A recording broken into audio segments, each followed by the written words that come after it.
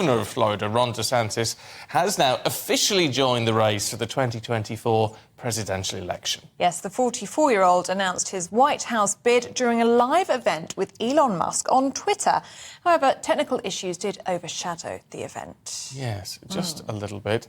Instead of actually sort of watching what was going on, you were treated instead to half an hour of Twitter crashing and listening to staff chatting while they were trying to fix the tech. Let's talk to commentator Scottie Nell Hughes, who joins us now. Good to see you this morning. I mean, it's not a great start to this campaign, got to be honest. Good morning, Stephen and Ellie. And you're right. It is very hot in Florida for both candidates. But if the last 24 hours have shown us anything about this latest turn in the Republican presidential primary politics, it shows that Governor Ron DeSantis might be a very well-decorated war hero from the United States military, but I hope he kept his Kevlar, because he is going to be the main target and the main person that is going to be the Donald Trump is going to target for the next 8 months, the pounding that his surrogates and him will get. Really interesting, isn't it, the way that he's premiered his announcement. He didn't do the traditional rally or a TV announcement. It was on a social media platform. I mean, it goes with his brand, doesn't it, to go against the establishment and go against the mainstream media in that way. Well, Ellie, you bring up a very good point, except for the fact that Governor Ron DeSantis keeps trying, if anything, his campaign needs to put Donald Trump as sort of being this Hollywood celebrity type figure that's kind of just all about the one-liners and gaining attention, and there's not much substance to it. Ron DeSantis is continuing to try to put things out there to show that he has action behind his words.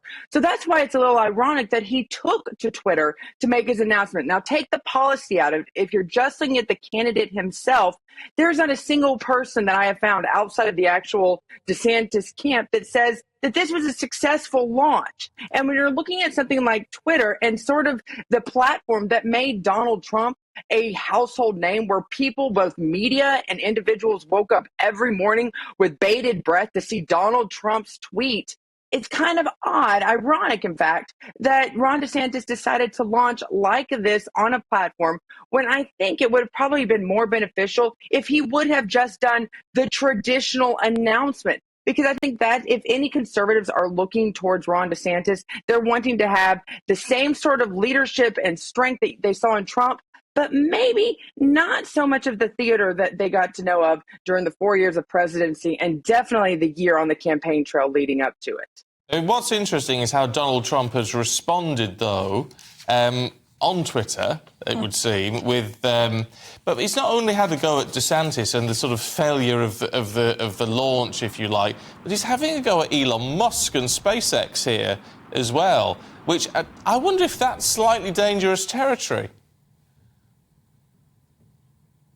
It is slightly dangerous in the fact that whoever the candidate is, they're going to need Twitter. Twitter is still probably the most powerful platform when it comes to social media and politics today. So obviously Donald Trump, and this is how I think you're going to see the campaign. Remember, back in 2016, we saw a little taste of it, of how he went up against Ted Cruz and obviously the constant barrage. Now, you're going to see Donald Trump in 2024 go up against anybody, but especially his number one contender, which is Ron DeSantis, and anyone in Ron DeSantis' camp. He's going to do everything he can to discredit. So, of course, Elon Musk, by doing this, the line has been drawn in the sand, and Donald Trump considers to be Elon Musk fair game. Whether that is good for his campaign, that's one can debate that. Scottie, as you say, not the most successful of launches for Ron DeSantis last night. Do you think that he has what it takes to beat Trump at this? Well, that's taking it lightly. I think probably in the history of failed campaign launches, I think Ron DeSantis is probably going to rank up there. Like I said, take your personal feelings about the candidate himself. There's no one that looked at this and saw, with all of the technical mistakes that got out there, that was the story this morning. It wasn't Ron DeSantis running for president. We were talking not only about the failure of the technical side, but we were talking about Donald Trump's response. Once again, we're talking about Donald Trump, which always plays back into Trump. So does he have the gumption?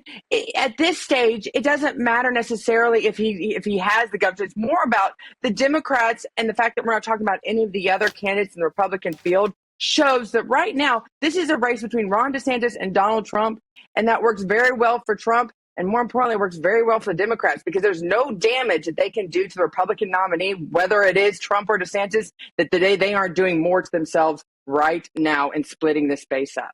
What do you make of the claim that's made, and I don't know if it's true or not, but you'll have a better idea, that Trump is the only candidate that Biden can beat?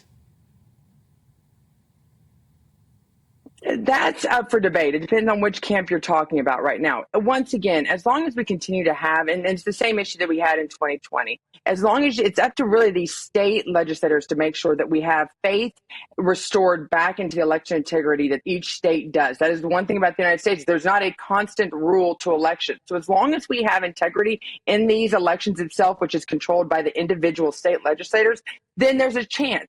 But until we can restore that integrity, until we can make sure that we have there's no voter fraud going on, there's no actual the voters are not, suppression is not happening. It doesn't matter if Jesus Christ ran for the Republican nomination. We will never see the White House again.